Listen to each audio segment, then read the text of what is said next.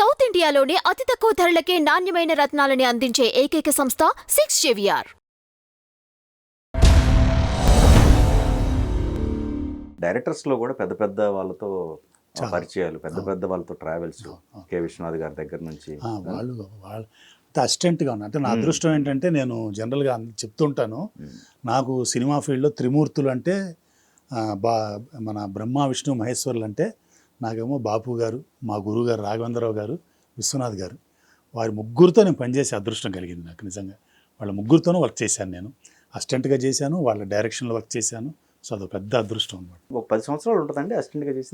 ఇప్పుడు నా కెరీర్ పరంగా తీసుకుంటే అండి దగ్గర నేను 48 సంవత్సరాలు జర్నీ ఉంది. అందులో 76 నుంచి 86 ఒక 10 years తీసుకుంటే ఫిలిమ్స్ అండి.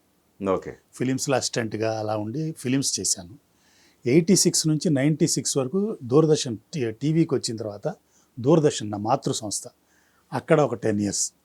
మళ్ళీ 94 నుంచి 2004 ఒక 10 years తీసుకుంటే ఈటీవీతో ప్రయాణం అన్నమాట.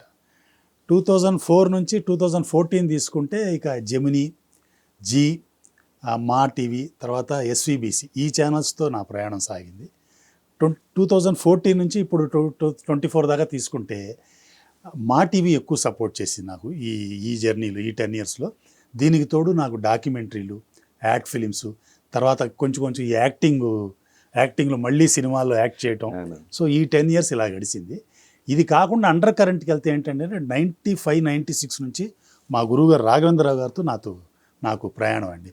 ఆయనతో నేను జాయిన్ అయ్యి దగ్గర ఇవాల్టి వరకు కూడా ఆయన సినిమాలకి, ఆయన ఆర్కే టెలిషోలో ఆయన సీరియల్స్కి, వీటన్నిటికీ నేను పనిచేసే అదృష్టం. దాంతోపాటు ఎస్వీబీసీకి టీటీడీ తరపున స్వామివారి సేవలు చేయటం, ఆ సేవలు కూడా నాతో చేయించారు ఆయన.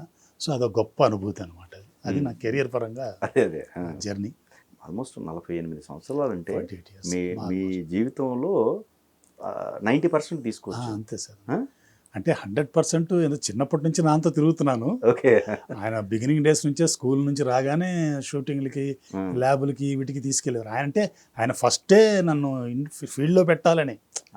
అందరూ ఫాదర్లు ఏమనుకుంటారు, వీడు ఇంజనీర్ అవ్వాలి, లాయర్ అవ్వాలి అనుకుంటారు. మా నాన్నగారు ఆయన సంతానం ముగ్గురికి ఇదే ఫీల్డ్. ఓకే, ఇప్పుడు నన్ను ఈ ఫీల్డ్లోనే పెట్టాలి అని నేను చిన్నప్పటి నుంచి ఆయనతో తీసుకొని తిరగటం ఆయన. సో ఆయన ఏంటంటే బేసిక్ ఎడ్యుకేషన్ ఉండాలమ్మా, ఏదో ఒకటి ఎడ్యుకేషన్ ఉండాలని చెప్పి చదివించారు. అలాగే మా సిస్టర్ని అడయార్ ఫిల్మ్ ఇన్స్టిట్యూట్లో జాయిన్ చేసి తన్ని ఎడిటర్ చేశారు. మళ్ళీ మా తమ్ముడు జాన్, మళ్ళీ అతన్ని నా దగ్గరే అసిస్టెంట్గా పెట్టి అతన్ని కెమెరామెన్ చేశారు. సో ముగ్గురు మేము ఇదే ఫీల్డ్. మా నాన్న దీనికి తోడు ఆయన వాళ్ళ తమ్ముడిని కూడా తీసుకొచ్చుకొని, వాళ్ళ తమ్ముడు ఎక్కడో కృష్ణా డిస్ట్రిక్ట్లో టీచర్గా ఉన్నారు మా చిన్నాన్న, ఆయన్ని తీసుకొచ్చి ఆయన్ని కెమెరామెన్ చేశారు, ఎస్ఎస్ లాల్ అని. ఆయన పెద్ద కెమెరామెన్. వారి పిల్లలు 4 కూడా బాంబేలో టాప్ కెమెరామెన్లు. కబీర్ లాల్, జానీలాల్, బాషాలాల్, అమీర్ లాల్ అని 4 అక్కడ టాప్ కెమెరామెన్లు. నాన్నగారి ప్రయాణం ఎట్లా అండి అసలు? నాన్నగారికి ఏమన్నా సపోర్ట్ ఉందా అప్పట్లో? నాన్నగారికి ఏం ఫిలిం సైడ్ ఏం సపోర్ట్ లేదండి. ఆయన ఏంటంటే ఆయన చిన్న వయసులోనే మా తాతగారు చనిపోయారు. సో కుటుంబ బాధ్యత వచ్చి ఆయన మీద పడింది. ఊరు ఎక్కడ సార్ నాన్నగారు పుట్టి పెరిగింది ఉయ్యూరు, పెదోగిరాల, కృష్ణా డిస్ట్రిక్ట్. న్యూజివీడు. అంటే మా తాతగారు హెడ్ కానిస్టేబుల్ అండి, ఆయన బ్రిటిష్ దాంట్లో. ఓకే. సో ఆయనకి అక్కడే ఎక్కువగా ఉండేది. సో అక్కడ ఉన్నారు. మా తాతగారు ఆయన 13వ ఏటలోనే చనిపోయారు మా తాతగారు. ఓకే. ఇక మా నాన్నగారు అలాగే వాళ్ళ ఫ్యామిలీని చూసుకుంటే ఆయనను వాళ్ళ తమ్ముడు ఎస్ఎస్ లాల్, వాళ్ళిద్దరు అన్నదమ్ములు. ఆయన గన్నవరంలో అప్పుడు ఎయిర్ ఫోర్స్ ఏదో ఉండేది, ఎయిర్ ఫోర్స్లో కొద్ది రోజులు పనిచేశారు. ఆ తర్వాత ఆయన ఈ సినిమాల్లో చేయాలని బాంబేకి వెళ్ళిపోయి బాంబేలో ఫిల్మ్ ఇన్స్టిట్యూట్లో జాయిన్ అయ్యి ఆయన కెమెరా నేర్చుకుంటూ అక్కడ కొద్ది రోజులు ఉన్న తర్వాత అక్కడ ఏదో చిన్న దాన్ని ఏమంటారు సెల్ఫ్ రెస్పెక్ట్ మీద ఆయనకి ఏదో గొడవ అయింది. ఆ కుర్చీ వేయమంటే ఈయనకి కోపం వచ్చి వాడిని కొట్టి వచ్చేసారు. అక్కడి నుంచి మళ్ళీ మెడ్రాస్కి వచ్చేసి మెడ్రాస్ ల్యాబుల్లో, తర్వాత ఎడిటింగ్ రూముల్లో చేసి రెహమాన్ గారి దగ్గర అసిస్టెంట్ కెమెరామెన్గా చేశారు. ఆయన దగ్గర ఉండగా ఎల్వి ప్రసాద్ గారు చూసి ఆయన దగ్గర తీసుకుని ఆయన దగ్గర అసిస్టెంట్గా పెట్టుకున్నారు. అక్కడి నుంచి ఆదుర్తి సుబ్బారావు గారు అట్టా చేసుకుంటూ ఆయన ప్రయాణం ఆదుర్తి సుబ్బారావు గారితో ప్రయాణిస్తున్నప్పుడు మోడర్న్ థియేటర్ సేలంకి వెళ్ళారు ఆయనతో పాటు. వెళ్ళినప్పుడు మోడర్న్ థియేటర్ సేలంలో టిఆర్ సుందరం గారు పెద్ద ఆయన మా నాన్నగారి పనితనం చూసి ఆయనకు నచ్చి అక్కడ ఆయన ప్రాజెక్ట్స్కి కొన్ని ఇస్తూ ముందు ఆ మలయాళం అవన్నీ ఆయన చేయిస్తూ తర్వాత 58లో సహస్ర శిరచ్ఛేద అపూర్వ చింతామణి అనే సినిమాకి మా నాన్నగారికి ఫస్ట్ డైరెక్షన్ ఛాన్స్ ఇచ్చారు. అది 1958-60లో రిలీజ్ అయింది. అది ఆ సినిమా మా నాన్నగారి ఫస్ట్ సినిమా. ఆ తర్వాత అదే మోడర్న్ థియేటర్స్లో మా నాన్నగారిని చూసిన బి విఠలాచార్య గారు ఆయనతో పాటు ఆయన్ని ఒక 9 సినిమాలు మా నాన్నగారు ఆయనతో పాటు కలిసి చేశారు. ఇద్దరు కలిసి డైరెక్ట్ చేశారు. నవగ్రహ పూజా మహిమ, అగ్గిపిడుగు, మంగమ్మ శబదం, గురువును మించిన శిష్యుడు, జ్వాలాదీపం, ఒక 9 సినిమాలు ఉన్నాయండి. వాళ్ళిద్దరు కలిసి చేశారు. తర్వాత మళ్ళీ మోడర్న్ థియేటర్స్లోనే మా నాన్నగారిని పిలిపించి మొనగాళ్ళకు మొనగాడని సినిమా ఎస్వి రంగారావు గారితో మళ్ళీ మోడర్న్ థియేటర్స్ వాళ్ళే డైరెక్షన్ ఇచ్చారు.